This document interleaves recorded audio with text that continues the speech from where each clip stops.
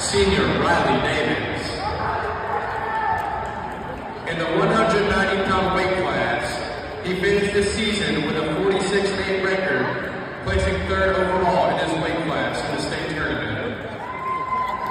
He also finishes his high school career with over 150 total wins and is a 3-time state placer, along with being a 4-time state qualifier and being a 2-year team captain. Mr. Riley Davis.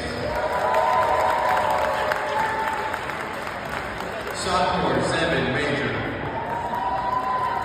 In the 250-pound weight class, he finished the season 34-11, finishing as a state runner-up. He is a first-year state qualifier and first-year state finalist. He is the first sophomore to reach the finals in over a decade. Mr. Zevin Major.